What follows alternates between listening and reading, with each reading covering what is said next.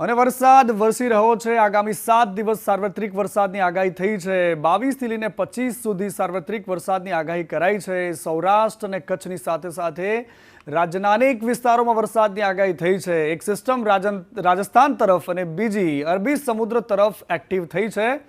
Upper air સર્ક્યુલેશનના કારણે અત્યારે વરસાદનું વાતાવરણ સર્જાયું છે। 22 મેની આસપાસ લો પ્રેશર બનશે અને વરસાદ વરસવાનો છે।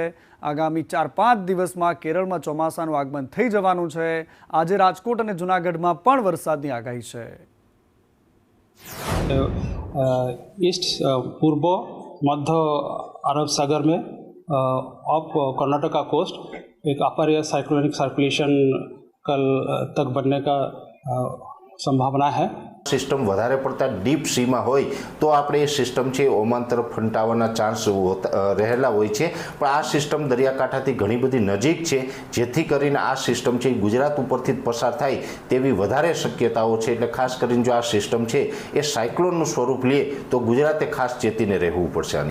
इस समय क्या है कि एक सर्कुलेशन अंटीरियर कर्नाटका के ऊपर बना हुआ है।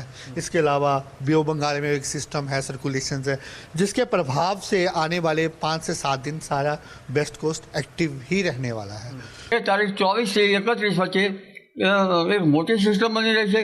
તારીખ 24 પછી 26 તારીખ 28 તારીખ કે 29 તારીખની આસપાસમાં એક મોટું ચક્રવાત આકાર લઈ રહ્યું છે અને જો સર્જાશે તો 30-31 સુધી પહેલી સુધી ગુજરાતના દરિયાકાંઠે રહીને વડોદરા કે સુરત કે ભાવનગર કે દ્વારિકા જે બાજુ જાય એ બાજુ એ પ્રવેશે અને લેન્ડફોલ થાય।